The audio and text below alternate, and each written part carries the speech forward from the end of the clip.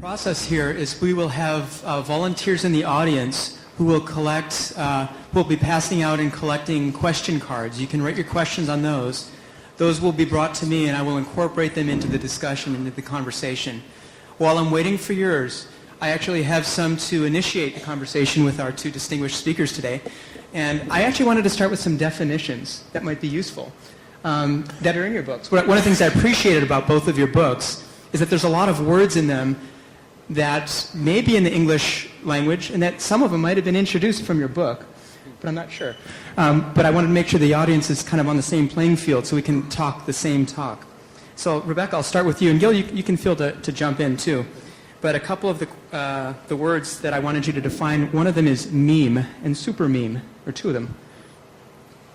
A meme is a word that was coined by Dr. Richard Dawkins in 1976, I believe, in his book, The Selfish Gene. In it, he talked about certain beliefs that we had and certain behaviors which migrated from one generation to another. And the reason he called it a meme is so that it would rhyme with the word gene. And those behaviors and those ideas about the world that we have that migrate from one generation to another, they're non-genetic material. They're not physical material. An example of a meme would be you have to stay out of the swimming pool an hour after you eat a sandwich. I have a nephew that's 3 years old, and we had a sandwich this summer, and he came up to me and he said, "Oh, no, you've got to stay out of the swimming pool." And I said, "Well, okay, you're 3. Where did you get that?" And I said, "So what happens?" And he says, "Well, you get a cramp and you sink to the bottom and you drown and die." And he was very dramatic about it. And I said, "Actually, that's been debunked. It's not really true." And he threw a big fit. He absolutely thought this was a survival tip that he had learned at age 3. Now, I went home and talked to my brother and my sister-in-law, and I said, "Where did he get this information? It's not really it's not factual. It's not true." And they said, "We don't know." So there's an example of a meme that's not true. Now, a super meme is when a belief or a behavior begins to overtake a society to the point where it thwarts any alternative views, and it begins to suppress innovation. We were talking about innovation. An example of a super meme might be economics, where we begin to use business principles as the primary or overwhelming litmus test to decide what's valid and what's not. And if you look back over earlier civilizations, when there was an accommodation for the pursuit of facts along with beliefs, when our facts sort of fell off, we didn't have the data, when there was a balance of those two things, those civilizations thrived. But when a belief system or a certain way of living began to overtake the entire civilization, they began to make a wrong turn toward collapse. The example I could give you of a super meme is the Crusades, Christianity during the Crusades, where this wasn't just a belief, this overtook and thwarted any scientific data from coming forward that wasn't compatible with the beliefs of Christianity at that time. And it affected how crops were grown, how people lived, who could get married. Every aspect of life became overwhelmed by that. But prior to that, there was a pursuit of knowledge and beliefs. And by beliefs, I don't mean religious beliefs, although I just used a religious example. Beliefs are anything that's unproven, scientifically unproven. We have beliefs about a lot of things in science. We just happen to use language like hypotheses. A hypothesis is a belief. We're going to design experiments to go see if the hypothesis is true. So in the same way, we have religious beliefs. We have beliefs about sinking to the bottom of a pool. You believe your money will be in the bank when you go to withdraw it. You don't know it's going to be there until you go write a check or try to take it out of the bank, and maybe one day it won't be there. So we have a lot of beliefs that we need to function. It's when those beliefs, when an unproven thought or way of living or behavior, such as it's okay to use all the resources I want because the world will never run out and we'll keep making more and figuring our way out of it. It's when those things begin to affect all aspects of behavior that societies make a wrong turn. Does that answer it? Yes, thank you. Is there anything you'd like to add to that? No, it's good. Okay. I will now ask another definition. I'll get to some questions soon. Can I just say one thing? Sure. Gil and I are friends But like most friends, we don't agree on everything, which is why it's so wonderful to have him here today. So you're not going to get both of us nodding our heads when each person's talking the whole time. So I just wanted to point that out. Great. And I'll try to not nod mine all the time. Up to that. I'd like it if you could both give us a little definition of complexity. Do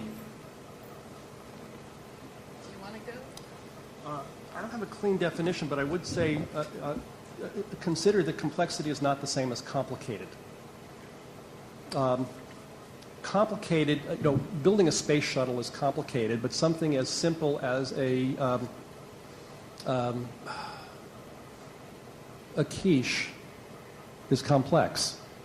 Because there are multiple relationships that all have to interact and interact in the right way. It may not have many parts, but the relationships need to work well. I don't think it's a good definition, though. You want to take a shot?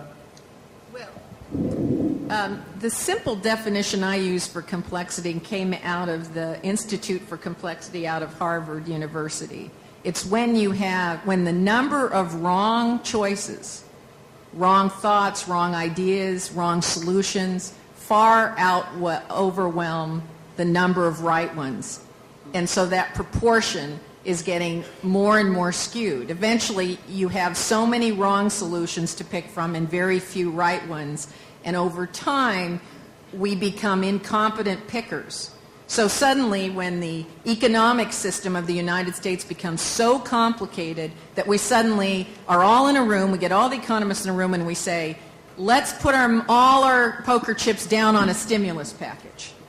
As though that's going to be the one elixir that's going to solve a highly chaotic, multi-layered, multi-pronged, complex, dynamically changing problem. Who are we kidding? We are so past the one-hit elixir. All we've got to do is recycle our plastic cans, and we're going to dig our way out of, ravaging the Earth's resources. Are you kidding me? Our problems are very complex, and there are not going to be any, really quick soundbite remedies.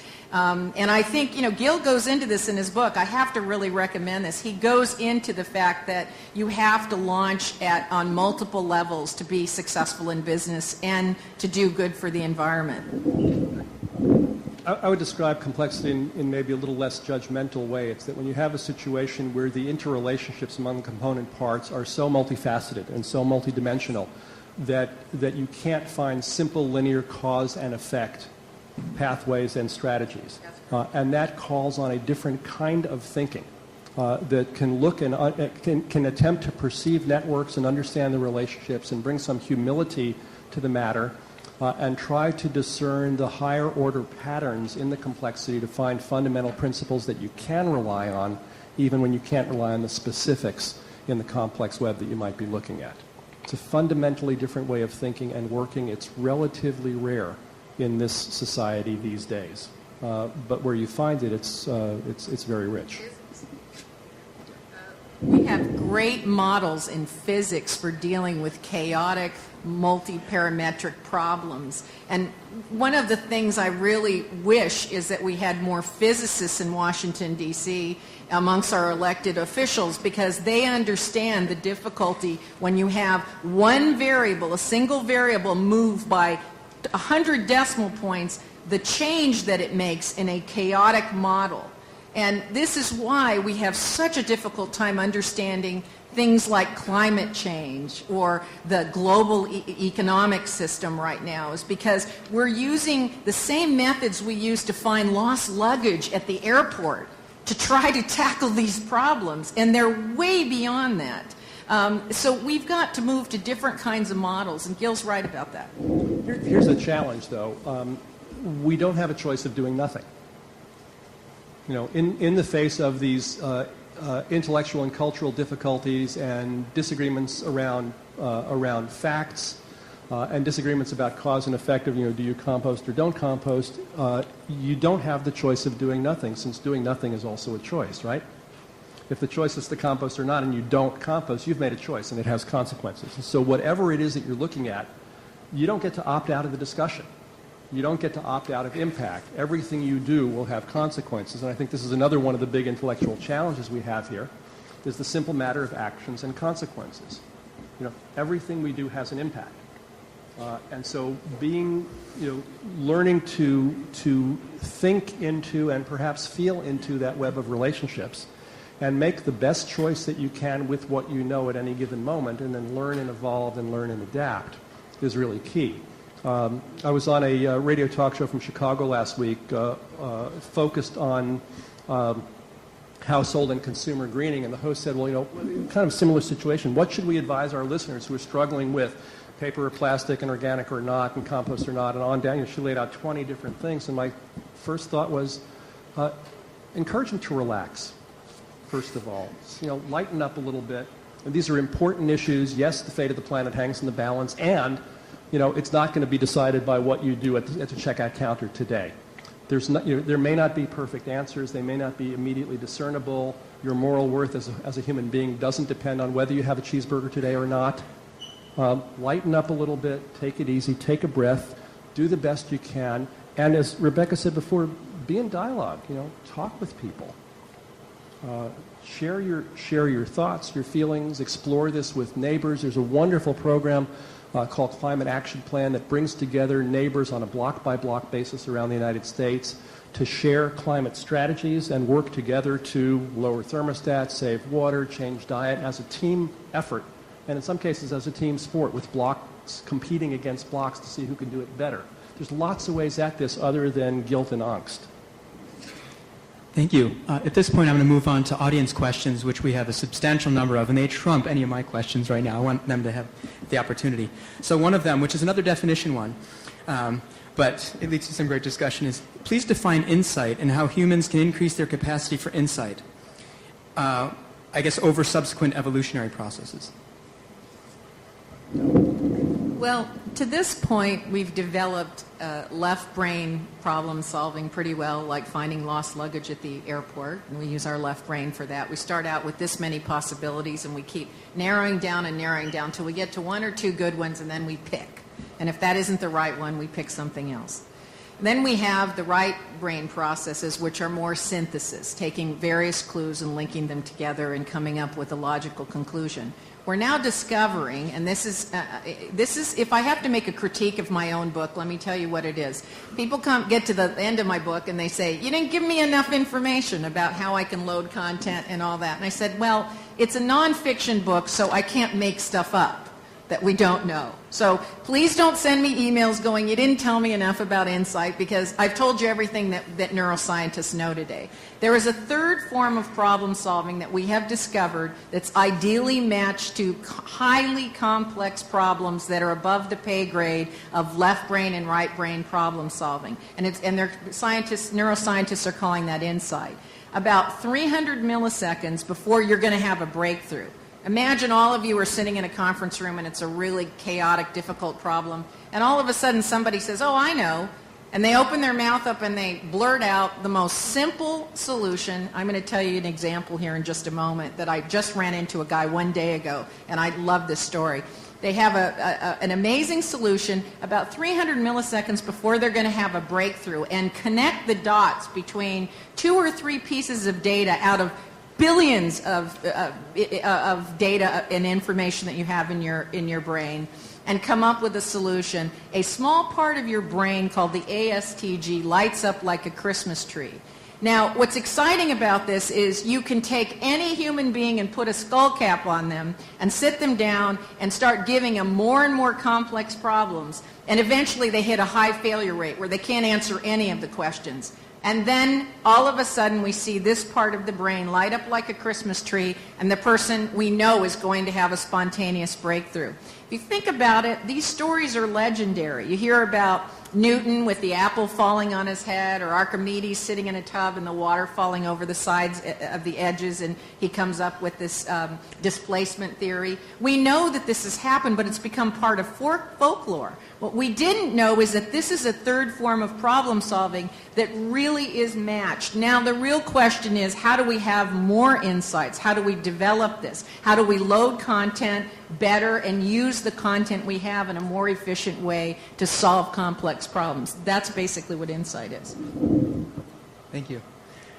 So I'll move on. I'm going to try to combine questions that have some similarities. It's a complex problem.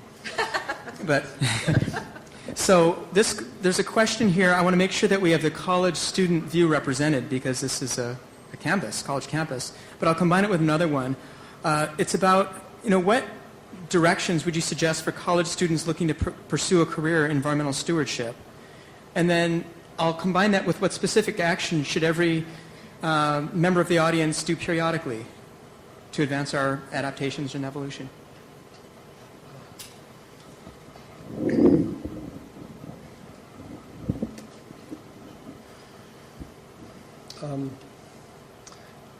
What everybody might consider doing periodically is to stop and take a break and breathe and spend time out in the natural world and breathe there and be quiet. Can't go wrong with that. Can't hurt. Might feed insight. You never know. It does. To the more academic prep, one way to answer that is as Joseph Campbell used to say, follow your bliss.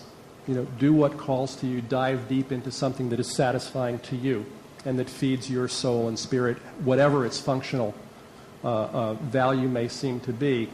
But another way is to build the diversity of your capacity, which I think is one of the ways you feed insight. If you want to be involved in environmental stewardship, whether in science or policy or business, I would encourage you to learn something about biology and ecology, learn something about engineering and physics, learn something about business and finance, and learn something about effective communication and, dare I say it, maybe even poetry. Because you're going to need all of those capacities. It's rare to find somebody who's a master of all of them. It's hard to study all of them in the context of an American academic institution. You're channeled in a very different direction. But when we look to hire people, we're looking for the richest possible balance across that diversity. It's rare that we find it. We usually have to build it in a team with different people who bring complementary strengths. But the more you can flex your muscles into those very different kind of domains. Oh, and I left out the always maligned PE. Live in your body. Walk, dance, hike, stress, push your body, sweat. Don't see that as separate from or antithetical to the intellectual pursuits. This is what used to be called being a well-rounded human being. It's not a bad idea. As an Aikido black belt, I think that's what you are. You are a living example of that. Well, I have one. Right. As somebody who has an Aikido black belt. Yeah. Yeah. Please. Or unless I can go to the next question. Okay. Do you agree that the issue is not overpopulation or running out of food, but a lack of proper distribution and an excuse to promote waste?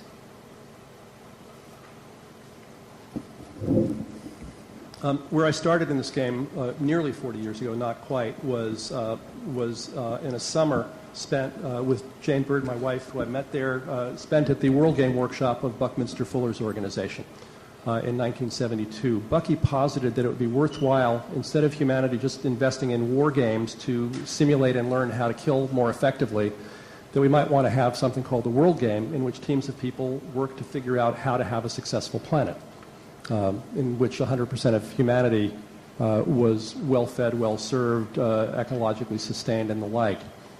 And so we spent a month looking comprehensively at energy, food, housing, healthcare, transportation, communications, education, and a few other areas. And in each area, looked at what is the present state of humanity. At that point, we were a little bit over 3 billion people. How much food, what's being produced to sustain us now, how much food is necessary to sustain the entire human population without people going to bed hungry or dying of hunger. And then in a lovely twist of the planning process, instead of looking from now out into the imagined future, we stood in the imagined successful future and looked back at the now and said, how did we do that? Reverse engineering the pathway. This is actually what NASA did at the first stage of the Apollo mission. Act number 1 in the Apollo mission was to have a victory party celebrating the moon mission on day 1. And on day 2, they said, how did we do that? And they reverse engineered the mission 10 years backwards. The clear lesson from this World Game experience in every one of the domains that we looked at was that there was no necessary barrier to human success on the planet. There was clearly at global and regional and national levels for most countries enough food. The problem was not lack of food. The problem was, as someone said this morning, distribution of food, but also poverty, the inability to buy the food that already existed. That was then with 3 billion people on the planet. You heard from a speaker this morning saying today with 7 billion or so, the numbers are about the same. Productive capacity has increased. The availability of productive capacity is there. That's not to say it's guaranteed in the future. But I think, no, the problem is not amount of food. And the population problem, I think, has been sorely misunderstood. Yes, there are limits on the carrying capacity of any ecosystem. But there's also a phenomenon called the demographic transition that finds that when 5 factors are in place in a society, including most fundamentally the access of education to women, birth rates decline. And they are declining around the world. And so, whereas 5 years ago people were talking about a 12 billion person planet by the middle of the century, the general consensus now is looking like more about 9. The curves are leveling out. And so the way to address the population problem is not to demand that people not reproduce, and certainly not to create a sense of guilt around the joy of bringing new life into the world, but it's to provide the means and capacity of effective support to people all around the world so that people aren't driven into the kind of population growth that we see in poor countries where people have large families because a lot of kids die and because there's no social security and parents need kids to support them future in life and women have babies because that's all they're able to do. So there are social solutions to this that the evidence seems to support pretty broadly around the planet.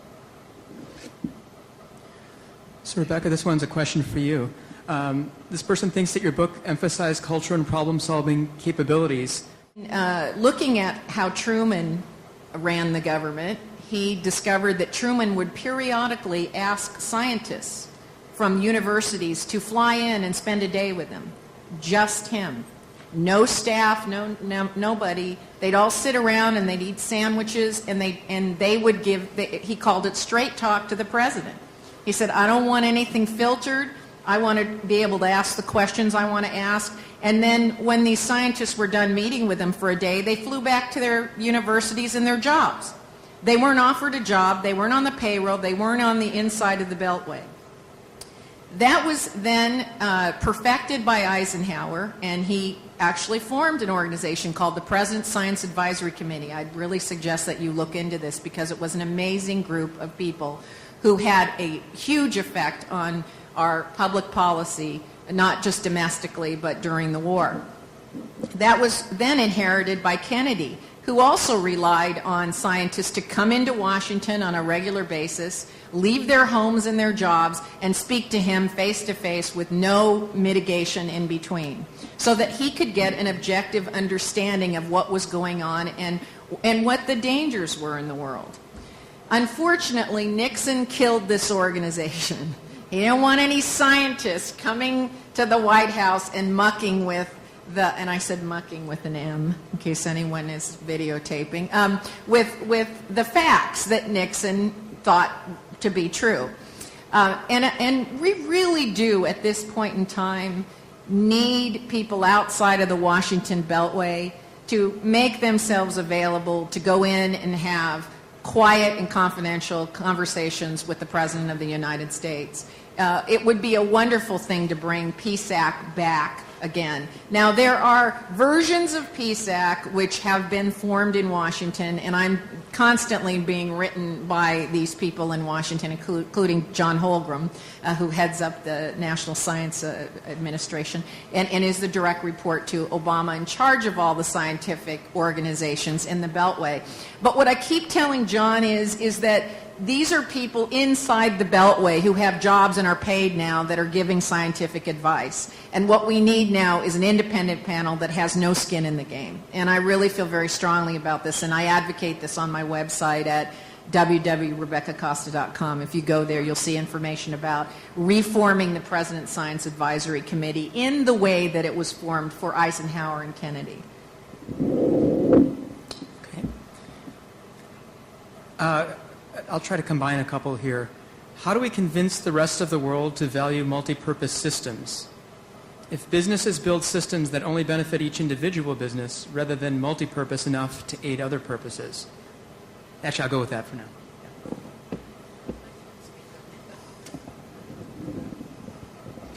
Well, I think one of the most persuasive ways to drive change is through the examples of success.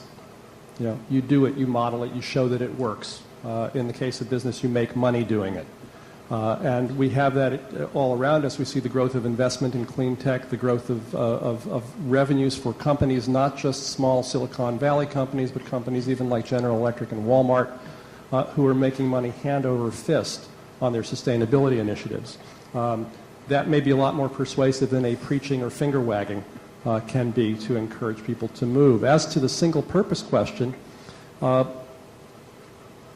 of the things that we often ask our clients is a very simple question: what business are you really in?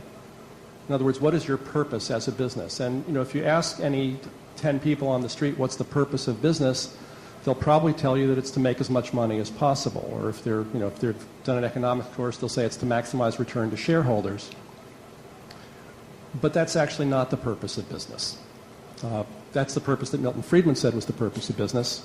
But Peter Drucker, probably the most noted management consultant of the 20th century, said that the purpose of business is to do what the business is there to do. For John Mackey at Whole Foods, the purpose of the business is to provide good jobs for employees and good food to his customers, and if he does that well, he knows he will make money for his shareholders.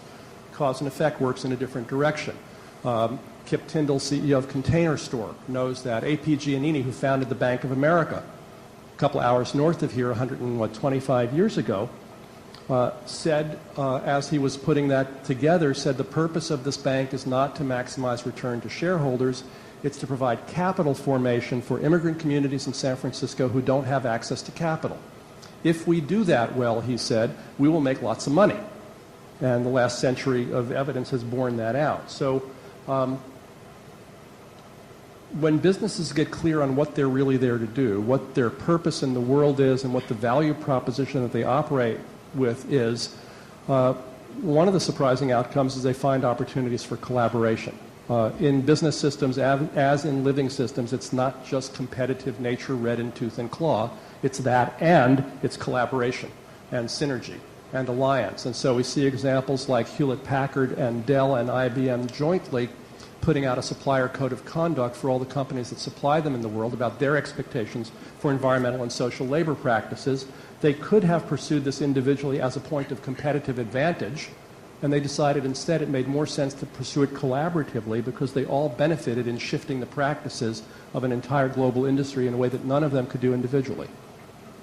You know, along those lines, my favorite example of that is Muhammad Yunus, starting the whole micro-lending industry and won the Nobel Prize for that. You know, if you read his biography, he could not understand why banks would not lend to the poor. There was a super meme in place that said, when you lend to people with no assets, they don't pay you back.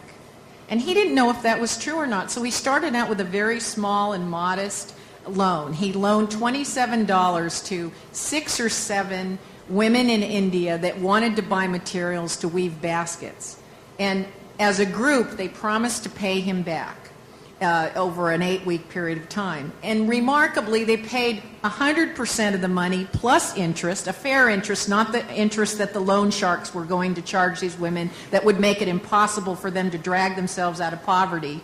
He went to them and he said, I'm going to charge you the regular interest, but you're all responsible for paying it back. And when you pay it back, I'm going to give that money to another group of women.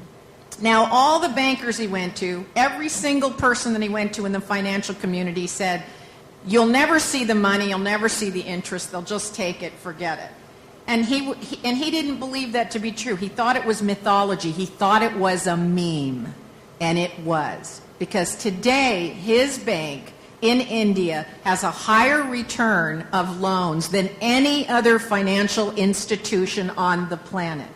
And he is responsible for starting lending, micro-lending, that was collateral-free to groups of people that had never existed before, and it is just absolutely amazing. If you have not read his biography, I really recommend it. But there's an example of what Gil's talking about. If the business does what it's supposed to do, which was make good loans to collaborative groups of people who wanted to get themselves out of poverty, and you're up against a meme, which is mythology, not factual, that the poor don't repay their loans. They now have a return rate of loans that's, I believe, above 96%. And no bank that issues credit cards and home loans can even touch that. So there you have an example of what Gil's been talking about. And it's a really important example about innovation, too, because when we talk about innovation, we typically think about technological innovation, more efficient solar cells, lighter weight materials, more shock-absorbent bumpers on cars, and so forth. And this is a stunning example of social innovation, of inventing new relationships of production, new relationships of exchange, new terms of trade of businesses, of what is the transaction, what is the value being exchanged. And maybe you don't just need to reinvent the thing that's being exchanged for money, but the very way that that relationship is structured. And this is a stunning example of enormous leverage, not just the success of the Grameen Bank, but the thousands now of institutions that have copied that around the world and have provided probably the most significant poverty alleviation injection in the world that we've seen in the last 30, 40 years. I really like this question, and I'm going to coattail one of mine onto it. Can the world still have prosperity without economic growth? Because sustainable resource use is coming to the main focus of business. And I'm also going to kind of think about it like this. What's the fundamental driving force behind business? Is it to do good for others? Is it to get money? And I think this question kind of gets at that. You hinted at that. Could you say a little more about that? Either of you. Both of you. Well, I hope I didn't hint at it. I hope I said it very directly. To think that the purpose of business is to maximize return to shareholders or to make as much money as possible misses out enormously on business opportunity as well as human opportunity. The businesses that operate to a higher purpose, and I'd actually recommend the book The High Purpose Company by Christina Rena, one of our board members, that did 2 years of research looking comparatively at companies and comparing companies that were high purpose and not, and seeing significant and reliable outperformance, financial outperformance by the companies that were not purely focused financially. Part of the clue here is in the word prosperity. If you unpack the etymology of the word prospera, anyone know their classics? It has nothing to do with large piles of money. It has to do with moving toward the dream or toward the hope, moving toward what you care about. And so one of the fundamental questions, both whether for yourselves or in any group that you're working with, is to uncover what it is that people really care about. What are the concerns that animate people? What are the things that they pay attention to and that matter to them in the world? And addressing those needs is where prosperity lives. As a sociobiologist, I look at human behavior from the lens of what served our prehistoric ancestors well.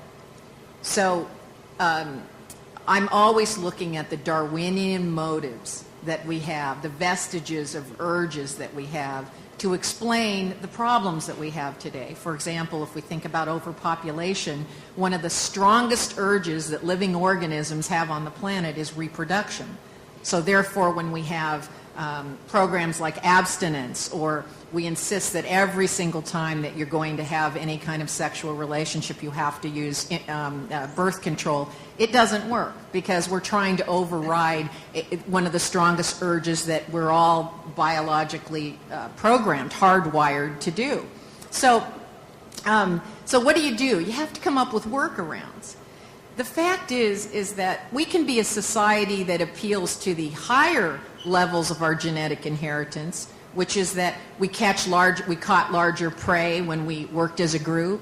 We defended against enemies better when we worked as a group. When we were altruistic, we had more peaceful and better societies that thrived.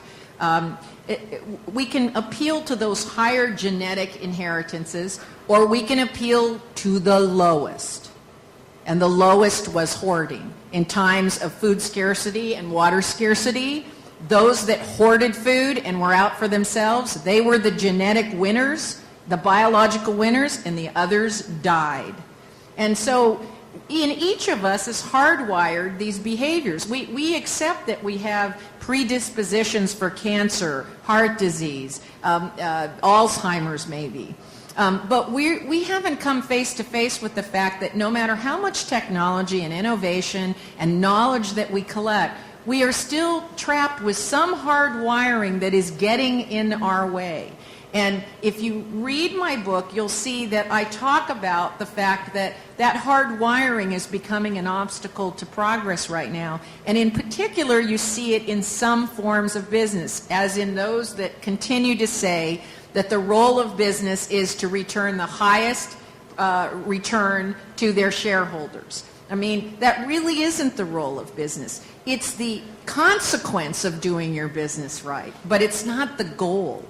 And so instead, we had it backwards. We didn't understand that if you do what your business is there to do correctly and efficiently and right, and you produce the best product or service, the consequence will be the best return to your shareholders. But it isn't the other way around, because when you start to make that turn and that becomes your aim, and believe me, I drank the Kool-Aid. I worked for Jack Welch of General Electric Corporation, and that was absolutely his mission.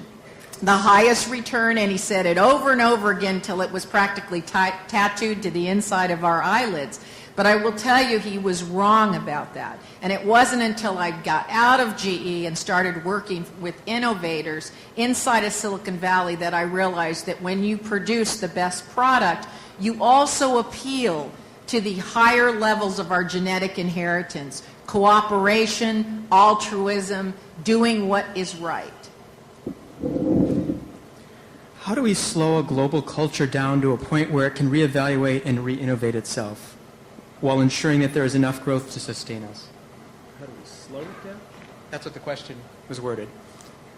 Maybe that's the wrong question. You take that one. I'm not going close to that one. Yeah, I don't even know where to start with that one. What we can do is I don't know how we slow global culture down, but I think we can slow ourselves down and slow our personal cultures, our family, and our community cultures down. And maybe that's the place to start for that question. Can you comment on the German model of taking used materials back and reusing them? I know they do that a lot in Germany. How does it work? How could such a model work in the United States, or should it? Germany established a system called the Green Dot in the early 1990s that was one of the first national-scale take-back systems, and it required that manufacturers basically own the packaging that they put around the product and take responsibility for it at the end of life. And what that did was send an economic signal through the business system to say that packaging was not a cost-free choice for companies to offload onto society and expect society to bear the cost on it, but that there was an economic feedback to the companies. And it actually started as people would go to the checkout counters at supermarkets in Germany and take the toothpaste that they had bought, and imagine a tube of toothpaste that's in a box that's in a shrink wrap, and they would peel off the shrink wrap and take out the box and hand it back to the clerk and say, "You take that, I only want the tube of toothpaste." And it wasn't just like an act of protest. It was an economic act that said the supermarket had to gather that stuff up, sort it, send it back to the manufacturer. The manufacturer had to recycle it. Well, lo and behold, in short order, you would get toothpaste in Germany that was not shrink wrapped in a box, but was in a tube with a wide cap that could stand on its head on the shelf, take up less space, show its trade dress on the side, and less material, more satisfied customers. The feedback was the key, and this goes to our point about the purpose of business. The problem is not just that the purpose is not clear, but that the feedback systems are broken. The signals, the economic signals that enable markets to work are broken. There was a piece on the internet, I believe, yesterday, latest study indicating that if the costs of coal-produced electricity were internalized, it would add about 17.5 cents per kilowatt hour to the cost of delivered electricity in the United States, meaning more expensive than solar, more expensive than wind, if the costs were there. Amory Lovins is fond of saying that if you took the tailpipe of a car and instead of pointing it out the back of the car, if you pointed it into the passenger compartment of the car, which, by the way, right now it does point into the passenger compartment, but of the planet, not of the individual car. If you pointed it back into the individual car, you'd have very different automobile design in a heartbeat. If we had to pay the real cost of gasoline, and we're grumbling that it's $3.50 a gallon, it's whatever it is, $10 or $11 in Europe, it's somewhere between $10 and $20 actual cost for gasoline in the United States if you consider not only the environmental costs but also the military costs of keeping the Persian Gulf supply lanes open. It's a simple question. If you had to pay $15 a gallon for gasoline, would you be driving the car that you're driving today? Of course you wouldn't. Would anybody even be making the car that you're driving today? Highly unlikely. So if we can get the prices right, if we can have free markets provide accurate price signals, accurate in that they reflect physical reality and provide a reasonable basis of choice to the economic actor at the pump or at the checkout stand, then people make different choices. What we have now is a highly distorted system of prices. If I can just go on for this for one more minute, because you can tell it's something that I think about a lot. According to the late Hermann Scheer from the German Bundestag, the global subsidy to the coal industry is about $800 billion. This was his number 2 years ago. I heard him say that, and I went to my economic researchers and said, what's the value of the coal industry worldwide? The market cap at that time was $155 billion. Now think about it. So maybe Scheer's numbers were inflated. It was an estimate. Let's say it wasn't $800 billion. Let's say it was $400 billion, half of what it... Well, let's say it's $200 billion of subsidies to the global coal industry. Now, you're not all captains of industry, but I think you know the answer to the question I'm about to ask you. If you're running a company and you have a division that is costing you $200 million a year to sustain, and the whole thing is only worth $155 million, what would you do? You don't have to be Donald Trump, the winner on The Apprentice to figure this out. You shut it down, right? You take the loss. You write it off on your books. You even pay off your workers. You shut down the factories. Take the coal industry, close the industry, shutter every mine, rehabilitate the mountains in West Virginia, train all the workers into new careers, invest in new economic development in those communities, and still have change back on your dollar. It's economically irrational for all the people who say, no, ma'am, this is just business, it's business versus environment, bullpucky. This is distortion for specialized interest. Now, granted, in West Virginia, it matters a lot that the coal mines are operating, they have those jobs, but it's a social subsidy to keep an archaic industry in business.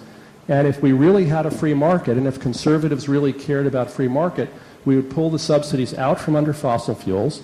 We'd pull them out from under nuclear power, which we have been subsidizing now for, 70 years. Subsidies are one thing to kickstart an industry. Transistor industry, which gave rise to Silicon Valley, out of the space and military programs, great investment, high leverage. But if something can't stand on its feet after 70 years, what's the point? Gil, I want to ask you a question because can I ask a question? By all means. I didn't fill out a card, I know, and if I jumped ahead of you, I'm sorry. I'm so torn about this. I really am. It bothers me every day because, as you know, I have a radio program on Fridays, Radler Radio at 2 p.m. on KNRY. Let me get the plug out. And I had Tom Hayden on, and he said that he had done an estimate that basically when you took all the military costs and drilling and subsidies and everything, we probably should be paying $40 to $60 a gallon. And that was his number. And I got to thinking about it, and I thought, okay, at $40 to $60 a gallon, everything changes, okay, immediately, like tomorrow. But the people who get hurt by that, it's not the wealthiest in the United States that are going to be hurt by that. They're going to be driving their cars. They're going to get their share. It's the lower income families that are struggling even in this economy. And so this is why I started this out saying my head's ready to explode about composting methane gas and nitrates and organic materials. I mean, this is another example where my head wants to explode. How can we do that to people who are struggling to hang on to their homes and put food on the table? I unlike Tom Hayden, I couldn't say, yeah, okay, let's just do it. Bring it on, $60 a gallon, we change. How can we do that? I need you to help me here. I do my best. We expand the frame of the question, and we recognize that, once again, this is not an either-or choice of only two alternatives. And to be clear, morally, ethically, as well as politically, we don't dump this problem on the poorest of us. But what we do is something called a tax shift, which has been experimented with in Austria and a number of other places in the world, that says let's change what we apply our taxes to. And instead of subsidizing pollution, which damages most of us except those few who profit from the pollution, and taxing income and well-being, which most of us want more of, why don't we just flip the taxes around and raise the taxes on pollution and resources and lower the taxes on income, and do it in a way that's revenue neutral, and build into that the social subsidies to the poor that enable them to navigate a world with different price mixes in it. And I think those are the elements of how you answer that question. The reality of this is that people say, oh, how could you raise the prices on all this? Well, the prices are there, we just don't see them. We're not paying them at the pump. We're paying them in our health. We're paying them in our taxes. We're paying that in our dry cleaning and and the dissolution of monuments in cities due to acid rain and so forth. We pay the costs. I certainly, I am paying the military costs now. Every one of you is.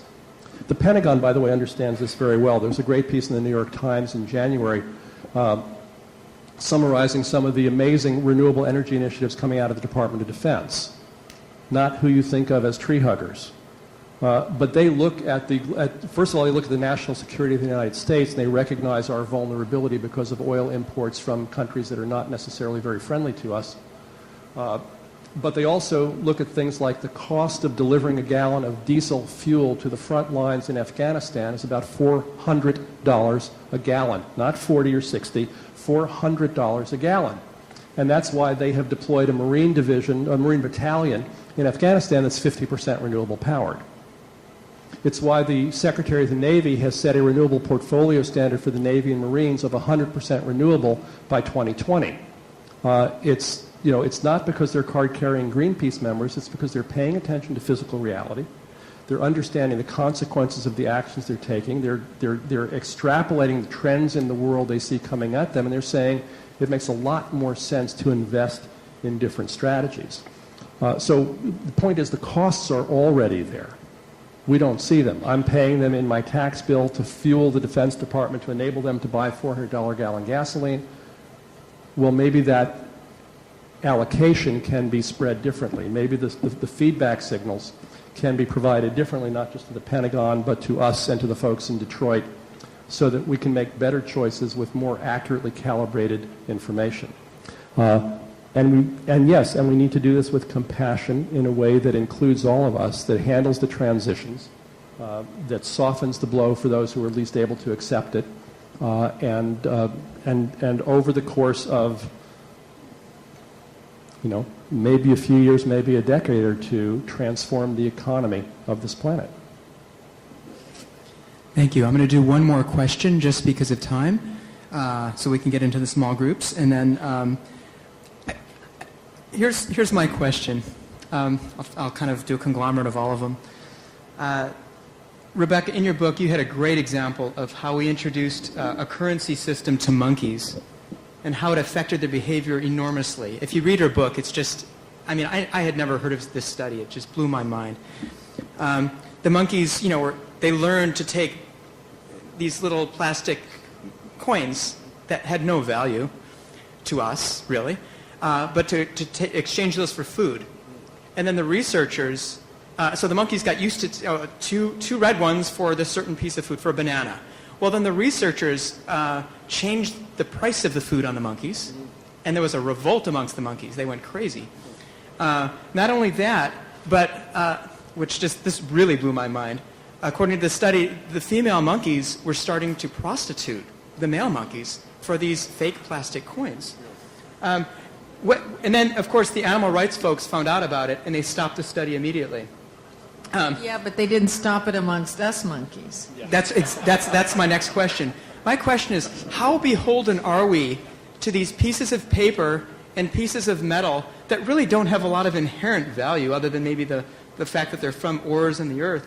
We've become beholden to these symbols that are driving our economy, they're driving our health, but they're only symbols. I mean, when I see my bank account, that's just numbers. But we put a lot of value into it. How do we reconcile all of this and make some sense out of it?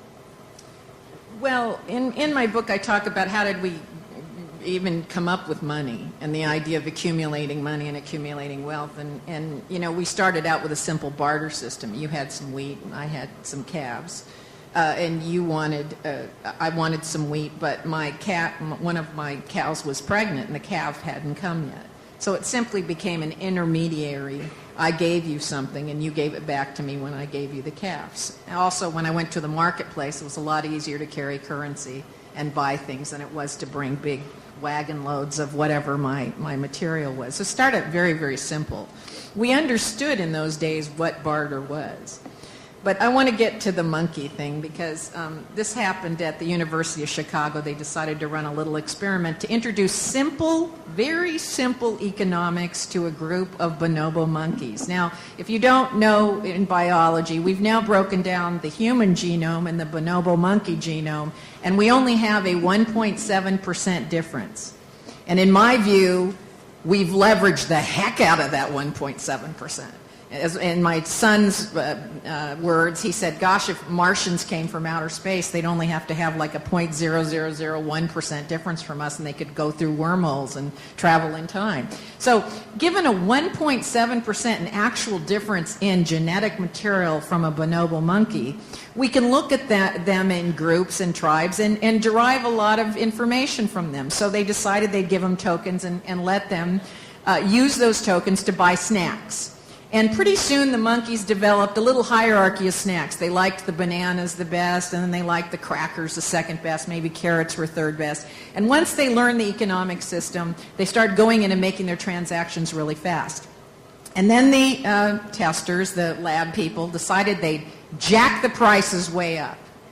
And the monkeys became angry, they started hoarding, they started fighting in their communities, all kinds of aberrant behavior showed up that didn't exist before.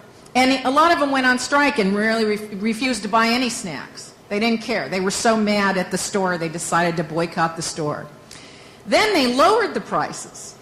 And you could get 5 bananas for 1 token. And they became generous. They started sharing food. And they were happy. And they were mating more. But as time went on, they began to notice that the females began offering sex for tokens. This had never occurred before. They were showing the women presenting to the males and all of this. And they thought, that's really interesting. Prostitution is occurring, which no one had ever seen happen before in terms of trade. And then what ultimately shut it down was there was a heist.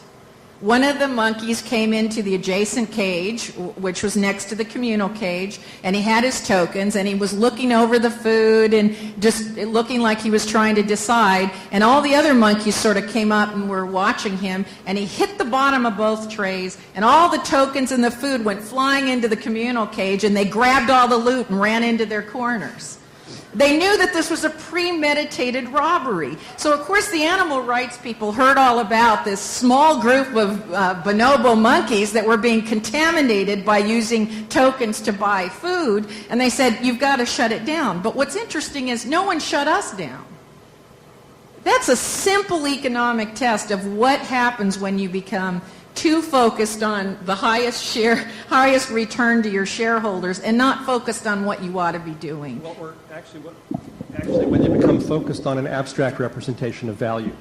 Because the bonobos lived fine for the last several 100 million years with bananas and picking gnats out of each other's skin and doing other things cooperatively and having a medium of a form of exchange and social relations that worked. So the 2 questions I have on this research, number 1 is, how does it work in bonobos? How has it worked in bonobo society for all these years without the tokens? Question number 1. And question number 2, why in the world did somebody decide to do that to a community of animals and cause that? To me, it's a strange kind of research, but there it was. Money is an abstraction. It's a representation of value. It's actually an agreement about an abstraction. Socially, it's what it is. There's an agreement about the value and how that value is determined. And maybe even more fundamentally, as Fernando Flores would put it, money is a promise. And promises always involve some measure of trust. And when the trust works, the promise works. And when trust doesn't work, the promise doesn't work. But it's not a thing. In Flores's terms, money is actually a communications act. And seen that way, it opens up a whole different way of thinking about it, and a panel for another time, perhaps. I want to thank both of our speakers for their time, energy, wisdom, and sharing with us. Thank you.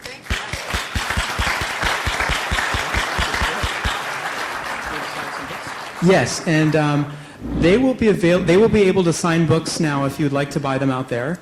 Also, the breakout sessions are going to begin. I realize we're 15 minutes late, as we've been all morning, all day. That's okay. The breakout sessions will begin. I think they're post. What's that, Steve? Oh, they've already begun. Go ahead and join your corresponding breakout session. Thank you again. And also buy some books. Great. Thank you. Oh, yeah. That was